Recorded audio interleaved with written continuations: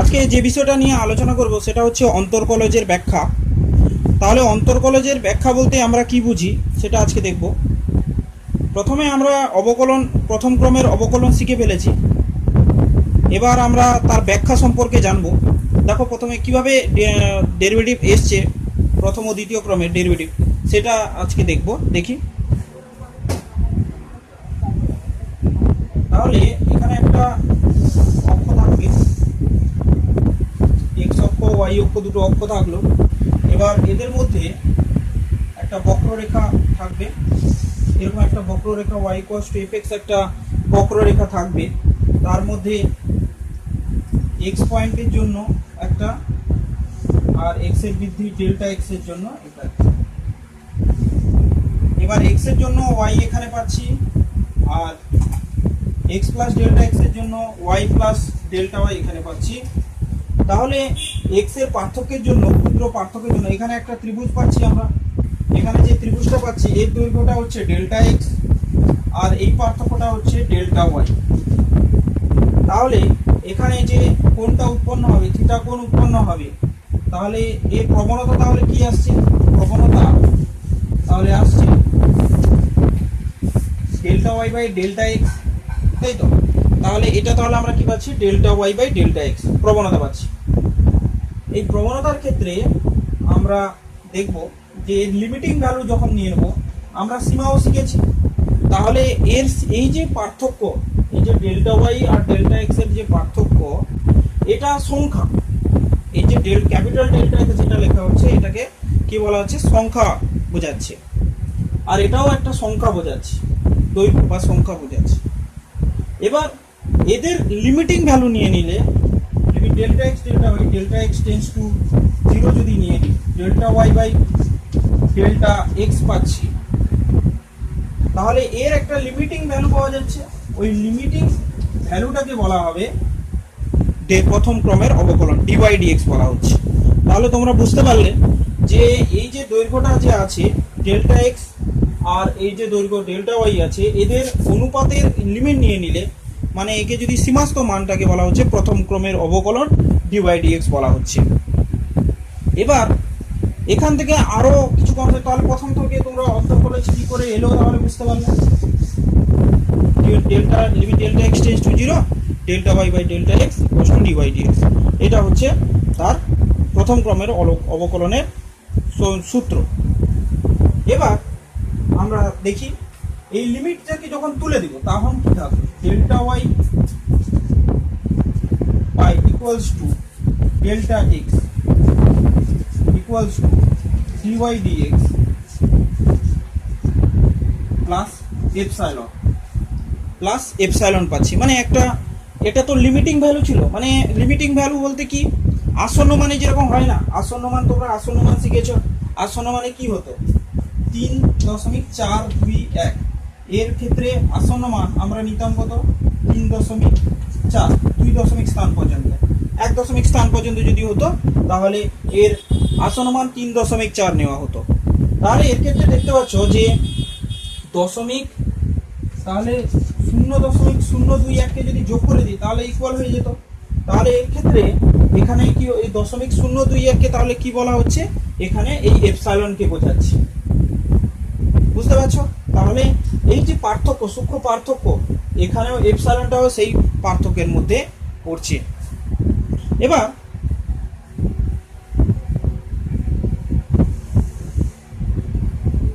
তাহলে আমরা লিখতে পারি delta y equals to dy dx plus into delta x plus epsilon into delta x. তাহলে এটা আমরা লিখতে পাচ্ছি delta y equals to dy dx, delta x সমান, এটা আমরা দেখতে পাচ্ছি ডেল্টা এক্স ইন্টু এটা। এবার এই জায়গায় যদি আমরা ওয়াই এর জায়গায় এফ এক্স বক্ররেখা পেয়ে যাই, এটা দেওয়া থাকবে, y equals to F x বক্ররেখা দেওয়া থাকবে। এই বক্ররেখা যদি পেয়ে যাই তাহলে এখানে আমরা লিখতে পারি এই জায়গাটা F dash of X DY DX. তাহলে কত পাচ্ছি? F dash of X. তাহলে এই জায়গাটা লিখে দাও। তাহলে আমরা ডেল্টা ওয়াই সমান F dash of x delta x plus epsilon delta x. তাহলে এটাই হচ্ছে অবকলনের সূত্র। তাহলে যখন এই delta X tends to zero নিব, delta X tends to zero নিয়ে নেব, তখন এপসাইলনের মান কত আসবে? শূন্য হবে। যখনই delta X tends to zero নেব, তখনই এপসাইলনের মান কত আসবে? শূন্য আসবে। ডেল্টা এক্স এর মান জিরো নিয়ে নিলে এপসাইলনের মান কত আসছে? শূন্য আসছে। তখনই এই রাশিমালাটা হয়ে যাবে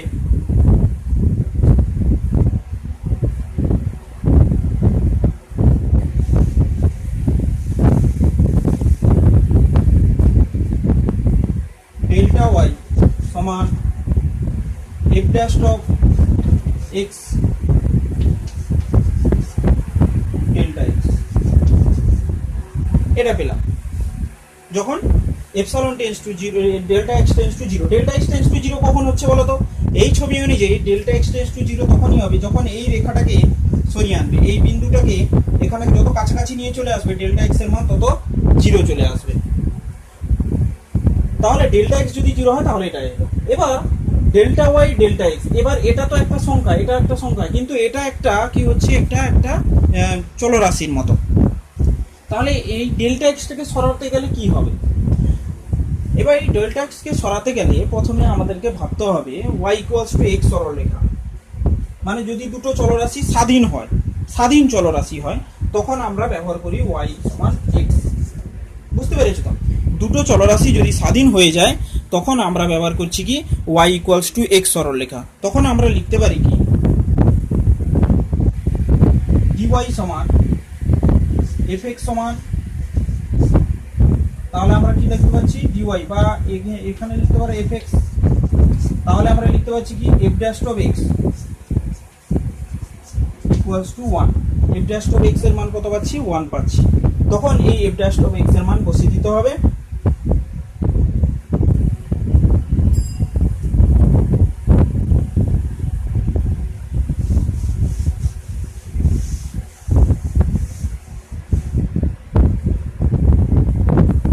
তখন আমরা কি পাচ্ছি? F dash of x equals to 1, y equals to যখন এক্স হচ্ছে তখন ডিওয়াই সমান ডিএক্স হয়ে যাচ্ছে। বুঝতে পেরেছো তো? তখন ডিওয়াই সমান ডিএক্স হয়ে যাচ্ছে। তখন আমরা লিখতে পাচ্ছি কি? এই যে রাশিমালাটা টোটাল আছে, তখন আমরা এটাকে লিখতে পারি ডিওয়াই সমান F dash of x dx লিখতে পারি। তাহলে এই যে আমরা লিখলাম একেই বলা হবে, এই যে এই পার্টটাকে, এই যে পার্টটাকে এখানে বলা হচ্ছে, এই পার্টটাকে কি বলা হচ্ছে? ডেরিভেটিভ বলা হচ্ছে, টোটাল ডেরিভেটিভ। তাহলে অবকলন বলা হচ্ছে। তাহলে আমরা কি শিখলাম? ডিওয়াই সমান delta X F dash of x DX কে কি বলা হবে? অবকলন বলা হবে। ডিওয়াই সমান F dash of x DX, এই রাশিমালাটাকে।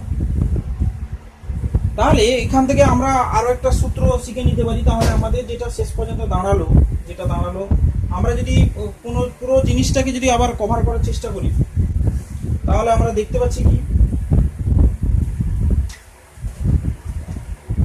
পুরো জিনিসটাকে যদি আমি বলি, তাহলে ডেল্টা ওয়াই, তাহলে আমরা কি পাচ্ছি? Delta y equals to F dash of x delta x. এবার ডেল্টা ওয়াই মানে কি? ডেল্টা ওয়াই মানে হচ্ছে এই যে ওয়াই প্লাস ডেল্টা ওয়াই থেকে ওয়াই বাদ। তাহলে ওয়াই প্লাস ডেল্টা ওয়াই মানে কত? ওয়াই প্লাস ডেল্টা ওয়াই মানে হচ্ছে F X plus delta X, Y equals to F X যদি হয়, তাই না? তাহলে এটা হচ্ছে F X plus delta x. তাহলে আমরা লিখতে পারি F X plus delta x minus of F X equals to F dash of X into dx.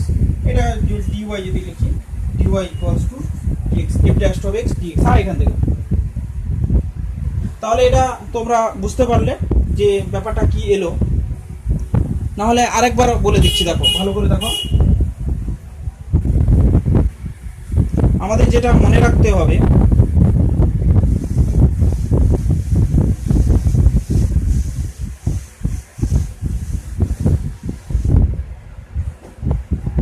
তাহলে যেটা আমাদেরকে সূত্রের জন্য যেটা মনে রাখতে হবে আমাদের অঙ্ক করার জন্য, তাহলে আমরা কি দিয়ে মনে রাখবো, fx plus delta x minus fx equals to f dash of x dx।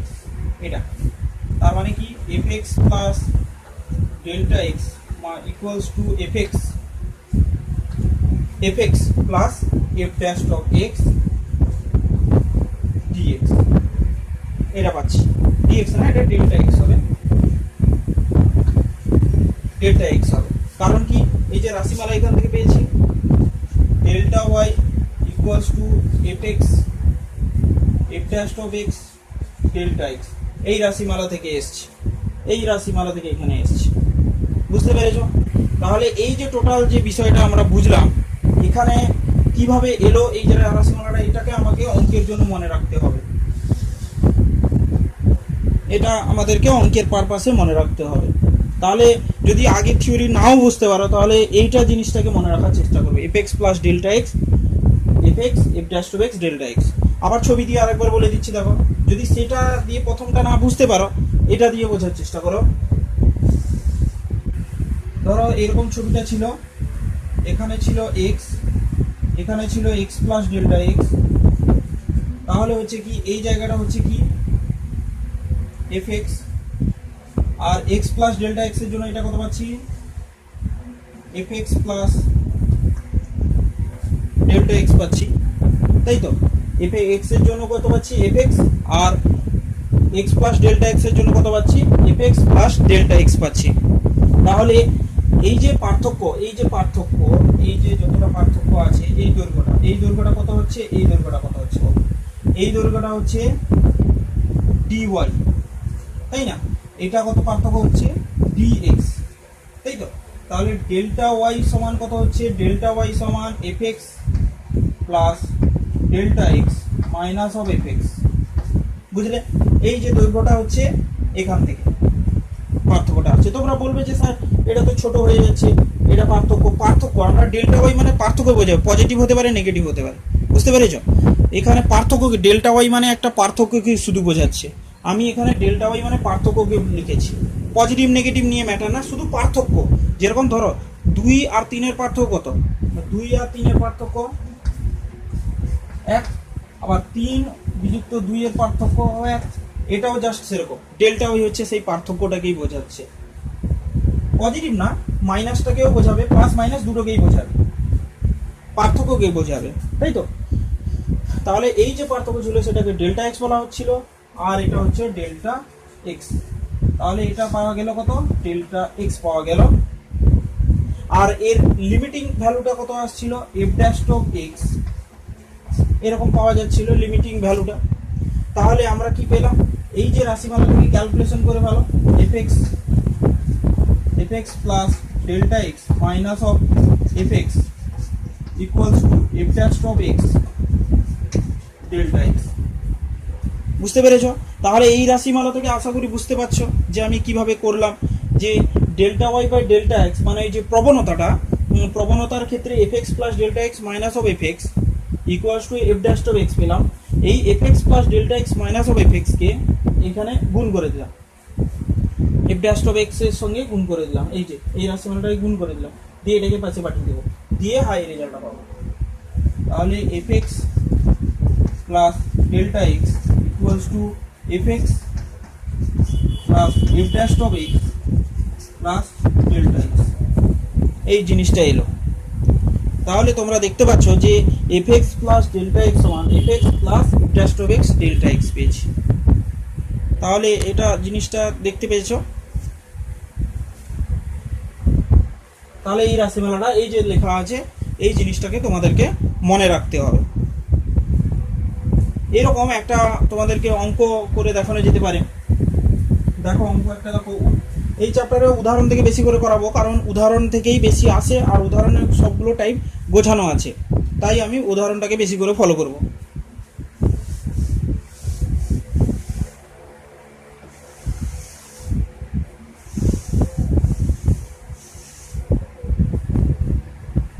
তাহলে দেওয়া আছে, দেখো উদাহরণ একটা দেওয়া আছে বইতে।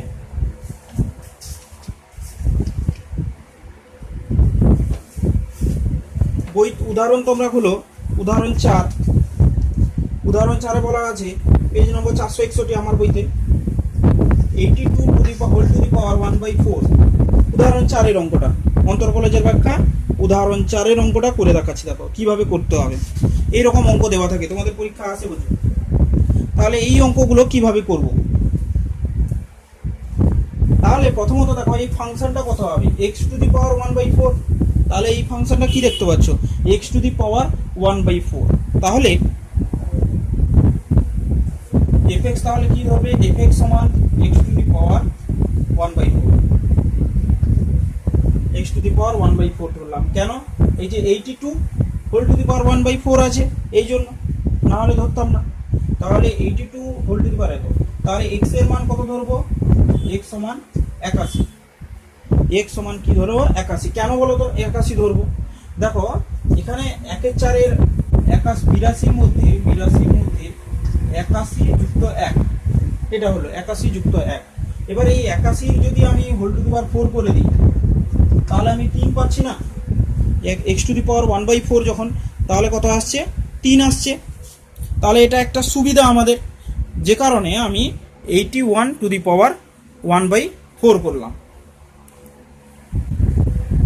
জাস্ট সুবিধার জন্য।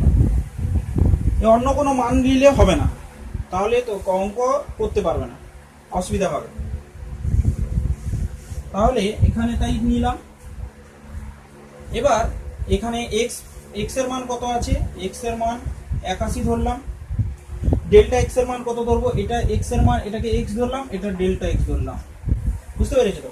এটাকে x আর ডেল্টা x ধরলাম। তাহলে ডেল্টা x এর মান কত হবে, 1 হবে। ডেল্টা x এর মান তাহলে কত হয়ে গেল, 1। এবার এখান থেকে আমরা যদি দেখি যে অঙ্কটা কিভাবে আসছে, আমাদের সূত্র কি ছিল, সূত্রটা পাশে লিখে দিই।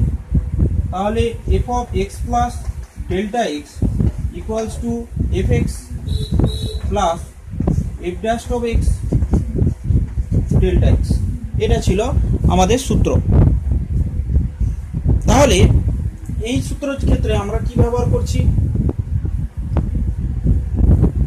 তাহলে f dash of x চাইছে, f dash of x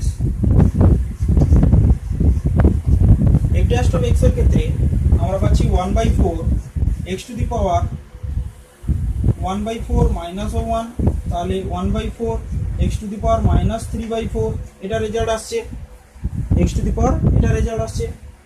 তাহলে এই ডেরিভেটিভটা পেয়ে গেছি। এবার আমরা সূত্রে বসিয়ে দেব, x plus delta x equals to fx plus f dash of x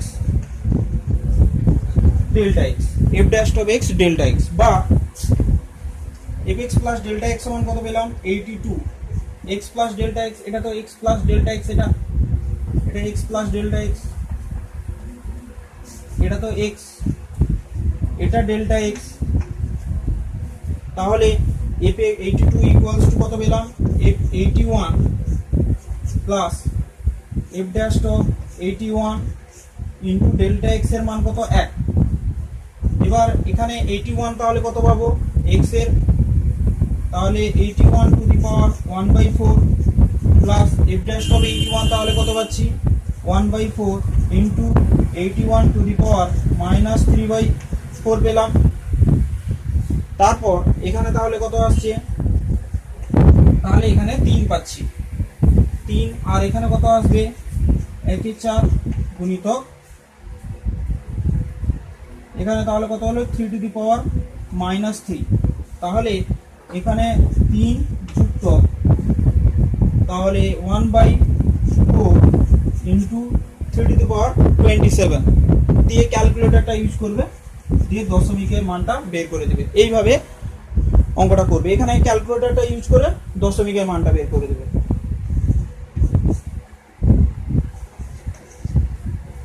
দশমিকের মানটা বের করবে। তাহলে এইভাবে আমরা প্রথম অঙ্ক দেখলাম যে কিভাবে হলো। তাহলে সূত্র তোমাদেরকে আরেকবার বলে দিচ্ছি, সামারি করে দিচ্ছি অঙ্কটা। fx plus delta x, fx এটা তো আমরা অন্তর্কলজে ব্যাখ্যার সূত্র থেকে পেলাম। এবার এখান থেকে আমরা কি পাচ্ছি, কাকে x ধরবো, কাকে, এখানে খুব কেয়ারফুলি x আর ডেল্টা x কে ধরতে হবে। এবার তুমি ইচ্ছা খুশি মতো যাকে ইচ্ছা খুশি ধরতে পারবে না, কারণ কি এখানে 81 কাছাকাছি দেখতে 1/4, 1/4 আছে মানে তাহলে 81 এর 1/4 রুট কত হচ্ছে 3, তাহলে আমার 81টা ধরলে সব থেকে সুবিধা, তাই 81 ধরলাম। আর তার সঙ্গে সঙ্গে এখানে এক্স এর মান 81 ধরলাম, আর ডেল্টা এক্স তাহলে কত হয়ে যাবে 82 যেহেতু ছিল, 81 যুক্ত 1, তাই ডেল্টা এক্স এর মান হয়ে গেল 1।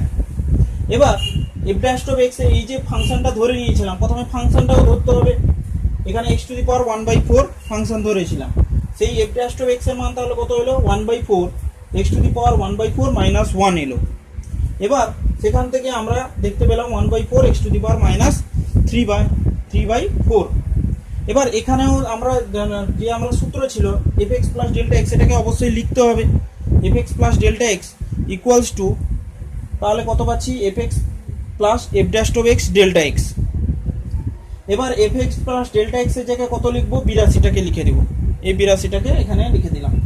এবার সেগুলো লেখার পর এখানে কত পাচ্ছি, এখানে 3 পাচ্ছি, আর এখানে 81 জায়গায় মাইনাস 3 টু দি পাওয়ার 4 যে সূত্র দেওয়া ছিল এটা বসিয়ে দেওয়া হলো, ডেল্টা এক্স এর মান তো 1 আসছে। তাহলে এইভাবে অঙ্কটা করতে হবে। এর পরবর্তী আমি অঙ্ক চলে যাচ্ছি, তোমরা যে বাকি যে অঙ্কটা আছে সেগুলো করার চেষ্টা করবে।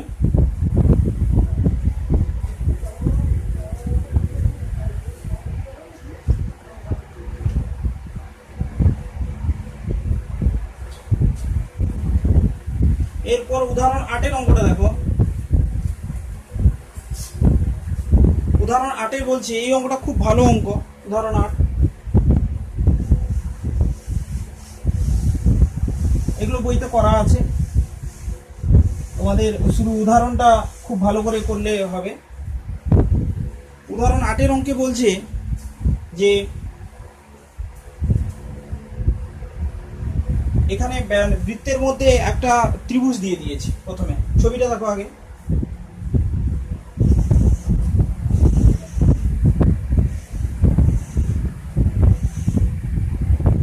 এ বি সি একটা ত্রিভুজ দিয়েছে। এই ত্রিভুজের ক্ষেত্রে প্রমাণ করতে বলছে অন্তর্লিখিত একটা ত্রিভুজ দিয়েছে। এবার তার স্বল্প পরিবর্তনের জন্য বৃত্তের উপর ত্রিভুজের 3টি বৃত্তের উপর রেখে তার স্বল্প পরিবর্তন হলে দেখাও যে অন্তর্লিখিত বৃত্ত আছে, তাহলে স্বল্প পরিবর্তন করানো হচ্ছে, তাহলে ব্যাসার্ধ সবসময় একই থাকবে।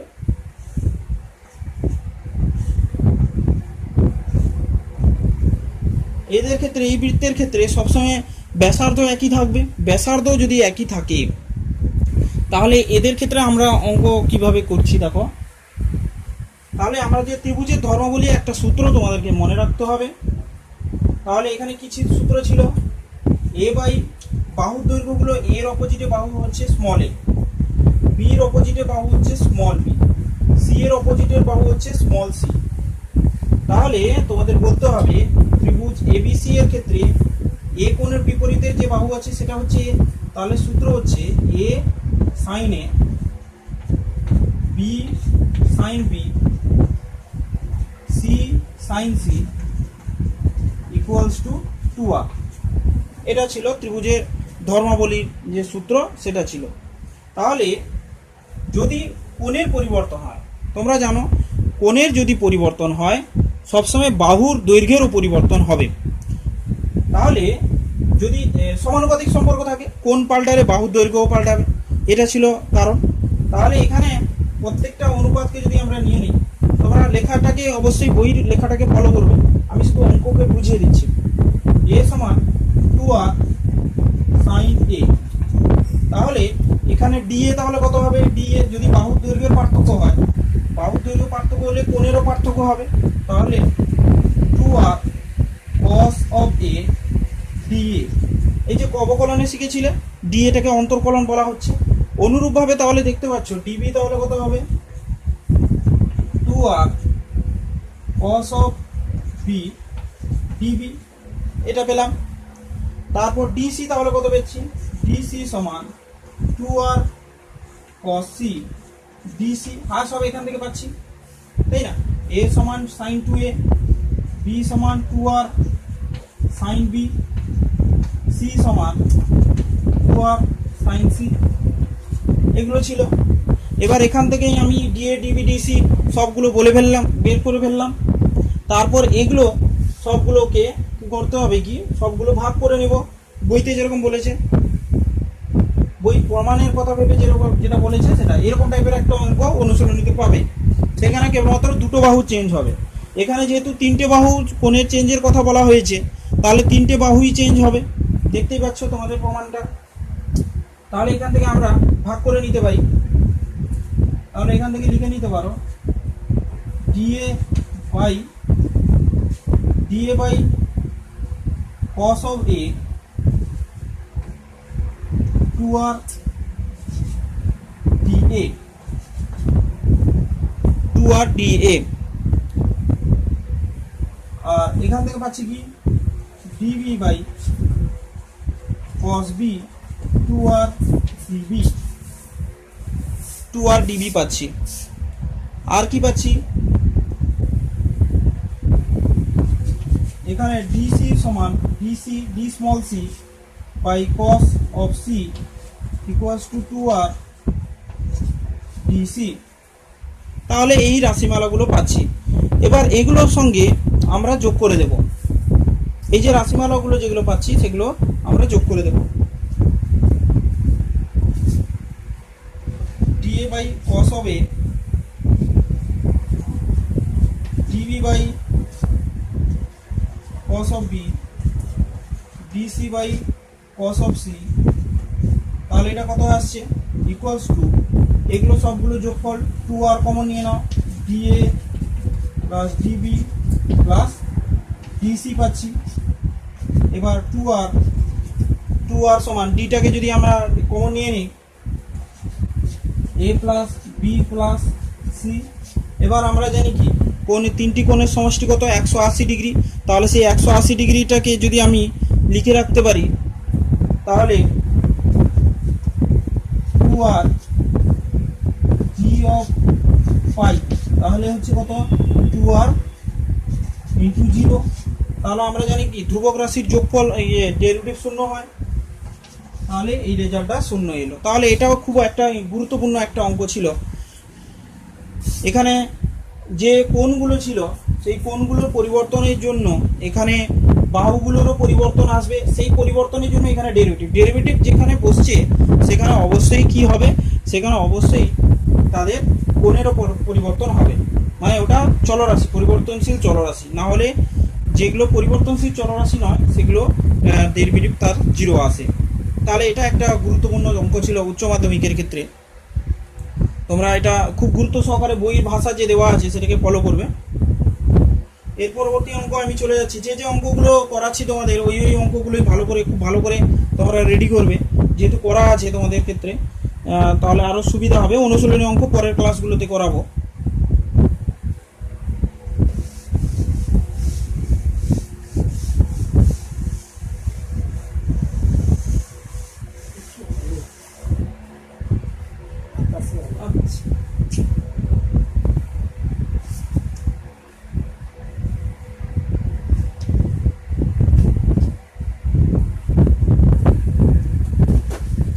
এর পরবর্তী অঙ্ক দেখো যে একটি গোলক, উদাহরণ 15। এবার যেটা লাগবে সেটা হচ্ছে উদাহরণ 15।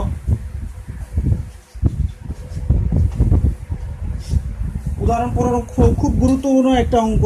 এখানে বলেছে একটি গোলাকার বেলুনকে এমনভাবে স্ফীত করা হয় যে তার আয়তন 40 ঘন সেন্টিমিটার হারে সমভাবে বাড়তে থাকে। যখন তার ব্যাসার্ধ 8 সেমি হয় তখন কত দ্রুত হারে, উদাহরণ 15টা দেখো, পৃষ্ঠতলে বাড়তে থাকবে, পরবর্তী হাফ মিনিটে তার ব্যাসার্ধ কত বৃদ্ধি পাবে তা আসন্ন মানে নির্ণয় করতে বলছে। এবার এখানে আয়তনের পরিবর্তন হচ্ছে, তারপর ব্যাসার্ধ 8 সেমি যখন হবে তখন কি পরিবর্তন আসবে। দেখো একটা গোলক ছিল, এরকম একটা গোলক ছিল,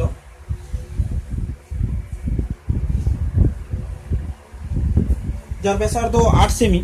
এবার এর ক্ষেত্রে কি হচ্ছে, তার মধ্যে হাওয়া যদি ঢুকতে থাকে তাহলে হাওয়া ঢুকতে থাকলে কি হচ্ছে, ঢুকতে থাকার সঙ্গে সঙ্গে তার আয়তনও বাড়বে, তার সঙ্গে সঙ্গে আয়তনও বাড়বে। তাহলে এর যদি ব্যাসার্ধ আর হয়, এই যে ব্যাসার্ধের বৃদ্ধি তাহলে কত হবে ডিআর, ব্যাসার্ধের বৃদ্ধি তাহলে কত হলো ডিআর। তাহলে এইভাবে আমরা অঙ্কটা যেটা আয়তন যে বাড়ছে সে আয়তন বৃদ্ধির হারটা দিয়ে দিয়েছি। এবার আমাদেরকে বের করতে হবে তার পৃষ্ঠতলের ক্ষেত্রফল বৃদ্ধির হারটা বের করতে হবে, মানে ক্ষেত্রফল এস বের করতে হবে। তাহলে আমরা লিখে ফেলি, আগে জিনিসটা দেখি কি আর বলছে।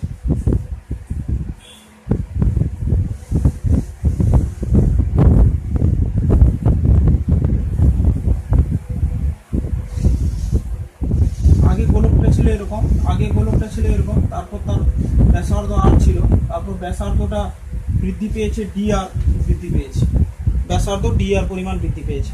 তাহলে এর ক্ষেত্রে আয়তনের পরিবর্তন কত হবে?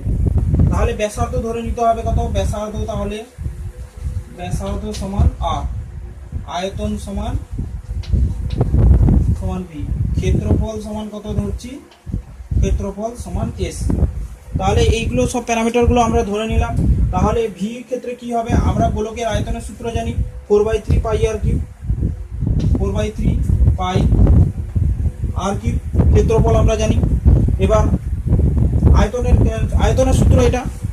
এবার ক্ষেত্রফলের সূত্র ক্যাপিটাল এস কি হয়, ক্যাপিটাল এস তখন কি হবে 4 পাই আর স্কয়ার। এই যে আয়তন বা ব্যাসার্ধ ধরলাম এটা সময়ের সাপেক্ষে পাল্টাবে, এটা কোনো ফিক্সড ব্যাসার্ধ বা ফিক্সড আয়তন বলে কিছু না, এগুলো সময়ের উপর নির্ভর করে, মানে ফাংশন অফ টি, এটাও ফাংশন অফ টি, এটাও ফাংশন অফ টি। কারণ কি, সময়ের সাপেক্ষে যেহেতু সময় যত বাড়াচ্ছে সময়ের ক্ষেত্রে কি হচ্ছে, তার ব্যাসার্ধগুলোও বাড়ছে, যে কারণে এটা টাইমের উপর ডিপেন্ডেন্ট, এটা মনে রাখতে হবে তোমাদেরকে। তখন যখনই তোমরা বইতে দেখবে, বইতে ব্যাসার্ধ পরিবর্তন টি সময় ব্যাসার্ধ হচ্ছে আর, এই কথাটা বলা আছে, তোমরা বইতে একটু দেখবে, বইতে বলা আছে টি সময়ে ব্যাসার্ধ হচ্ছে আর। তাহলে এরা ফাংশন টি এর উপর ডিপেন্ড করছে। তাহলে আমরা টি এর সাপেক্ষে অবকলন করব। তাহলে আমরা দেখি ডিভিডিটি ইকুয়ালস টু, ডিভিডিটি তাহলে কি আসছে 4/3 পাই 3 আর স্কয়ার ডিআরডিটি আসছে। এবার ডিএসডিটি তাহলে কত আসছে, ডিএসডিটি তাহলে আসছে 8 পাই আর ডিআরডিটি। এবার আয়তনের পরিবর্তন কত বলছে, 40 সেন্টিমিটার পার মিনিট। তাহলে এখানে 40 লিখে নাও, এখানে 3 কেটে যাবে, 4 পাই আর স্কয়ার। আর এর ব্যাসার্ধ, আর এর মানটাও দিয়ে দিয়েছে, আর এর মান কত দিয়েছে, আর এর মান 8 দিয়েছে, 8 স্কয়ার ডিআরডিটি। তোমরা অবশ্যই বইয়ের লেখাটা ফলো করবে, কারণ আমি এখানে ক্যালকুলেশন করে দেখিয়ে দিচ্ছি, এটা বইয়ের উদাহরণ করছি তাই আমি লেখালেখি করছি না। তোমরা অবশ্যই বইটা, যখন আমি অনুশীলন অঙ্ক করাবো তখন আমি অঙ্কগুলো লিখেই করাবো। এখন তোমরা শুধু বইয়ের উদাহরণটা ফলো করবে। আমি লিখছি না তার মানে এই না যে পরীক্ষা খাতায় না লিখলে চলে যাবে, অবশ্যই লিখতে হবে। আর লেখাগুলো আমি অনুশীলনী অঙ্ক করানোর সময় বলে দেবো কি কি লিখতে হবে, বেশি কথা লেখার প্রয়োজনীয়তা নেই। তাহলে এই ডিআরডিটি তাহলে কত পেলাম, বা ডিআরডিটি তাহলে লিখতে পারি কত, ডিআরডিটি সমান 40/4 পাই ইন্টু 64। এবার এই ডিআরডিটির মানকে এখানে বসিয়ে দেবো, 8 পাই আর 40/4 পাই ইন্টু 64। তাহলে এখানে কত আসছে, এখানেও ব্যাসার্ধ কত হবে 8, এখানেও ব্যাসার্ধ 8 হয়ে যাবে, ডিএসডিটি তাহলে কত আসছে 8। এটা তো সূত্র ছিল, ডেরিভেটিভ করার পর সূত্রগুলো বের করলাম, কিন্তু এর ক্ষেত্রে সব মানগুলো বসিয়ে দেওয়া। আর এর মান 8 হবে, কারণ বলেছে, দেখো তোমরা প্রশ্নে দেখো যে আর এর মান বলেছে 8, যখন ব্যাসার্ধ 8 সেন্টিমিটার তখন কি হতে পারে। তাহলে এখানে 8 আর এখানে এটা কাটলো, আর এটা হবে পাই, এখানে কাটলো, এখানে 4 আর 10। তাহলে ক্ষেত্রফল বৃদ্ধির হার কত হচ্ছে, সেন্টিমিটার স্কয়ার বাই, তাহলে এই ক্ষেত্রফল বৃদ্ধির হার centimetre square, 10 centimetre square per minute. তাহলে ক্ষেত্রফল বৃদ্ধির হার তোমরা পেলে কি 10 সেন্টিমিটার স্কয়ার পার মিনিট হিসাবে পেলে। তাহলে আরেকবার যদি আমি অঙ্কটা বলি, তাহলে দেখো গোলকটা ছিল এরকম, বেলুন এখানে বলেছে, তার মানে হাওয়া এখানে ঢুকছে, অবশ্যই হাওয়া যেহেতু ঢুকছে তাহলে আগে ব্যাসার্ধ কত ছিল, আর ছিল। এবার যতই হাওয়া এখানে প্রবেশ করবে তার আয়তনটা বাড়তে থাকবে। আয়তন বাড়া মানে হচ্ছে তার এই দিকটা, এই যে দেখতে পাচ্ছ এই দিকটা তার ব্যাসার্ধটা বৃদ্ধি পাবে, ক্রমাগত বৃদ্ধি পাবে। তখন এর ক্ষেত্রে তোমরা দেখতে পাবে যে আয়তনটা বাড়ছে, তাহলে তখন আয়তনের পরিবর্তন টি এর সাপেক্ষে মেজার করবো তখন। তাহলে দেখতে পাচ্ছ আয়তন হচ্ছে ডিবিডিটি, ডিবিডিটি সমান 4/8, তাহলে কত আসছে 4/8 পাই। আর ডেরিভেটিভ যেরকম হয় টি এর সাপেক্ষে ডেরিভেটিভ হবে, তার কারণ তো আমি বলেইছি যে এখানে টি এর ফাংশন আছে, ব্যাসার্ধের যেটা হচ্ছে ব্যাসার্ধ হচ্ছে কি টি এর উপর ডিপেন্ডেন্ট, আর আয়তনও টি এর উপর ডিপেন্ডেন্ট, এসও টি এর উপর ডিপেন্ডেন্ট। তাহলে ডিভিডিটি তাহলে কত পেলাম, এই যে ক্ষেত্রফল যেটা হয়েছে তার যেটা ডেরিভেটিভ করে দেওয়ার পর যেটা পাওয়া গেল ডিআরডিটি পাওয়া গেল। তাহলে আমাকে ডিআরডিটিটা খুঁজে বের করতে হবে, কারণ আমাদের প্রশ্নে কি দেওয়া আছে, প্রশ্নে ডিভিডিটি এর পরিবর্তনের ক্ষেত্রফলের পরিবর্তনটার ব্যাপারে বলা আছে, ক্ষেত্রফল না আয়তন পরিবর্তনের ব্যাপারে বলা হচ্ছে। তাহলে আয়তন পরিবর্তন হচ্ছে কি 40 সেন্টিমিটার কিউব বাই মিনিট। তাহলে সেটা আমি বসিয়ে দিলাম, দিয়ে সেখান থেকে ডিআরডিটি এর মানটা বের করে ফেললাম। এবার এই ডিআরডিটি যে বের করেছি, এই ডিআরডিটিটাকে এখানে যে ডেরিভেটিভ করেছিলাম এই জায়গায় বসিয়ে দিলাম, মানে ব্যাসার্ধ পরিবর্তন বৃদ্ধি যেটা এখানটা হচ্ছিল ব্যাসার্ধ বৃদ্ধি টাইমের রেসপেক্ট, এখানে ব্যাসার্ধ বৃদ্ধি যে হচ্ছিল এই জায়গাটা আমরা বসিয়ে দিলাম। বসিয়ে দেওয়ার পর দেখা যাচ্ছে কি যে এই ডিআরডিটির মানটাকে আমরা এখানে লিখলাম, লিখে দেওয়ার পর আর আর এর মান তো অবশ্যই 8 বলেছে, প্রশ্নেই বলে দিয়েছে যে ব্যাসার্ধ হচ্ছে 8 সেন্টিমিটার, তাই আমি এখানে 8 লিখলাম, দিয়ে কাটাকুটির পর 10 সেন্টিমিটার স্কোয়ার পার মিনিট এলো। এরপর আরো একটা কোশ্চেন, পার্টের কোশ্চেন দিয়েছে, দেখো পার্টে বলেছে যে এখানে ব্যাসার্ধের পরিবর্তন কত হবে, হাফ মিনিটে তাদের ব্যাসার্ধের পরিবর্তন কত হবে। এবার সেটার ব্যাপারে আসে, ব্যাসার্ধ পরিবর্তন কত হবে।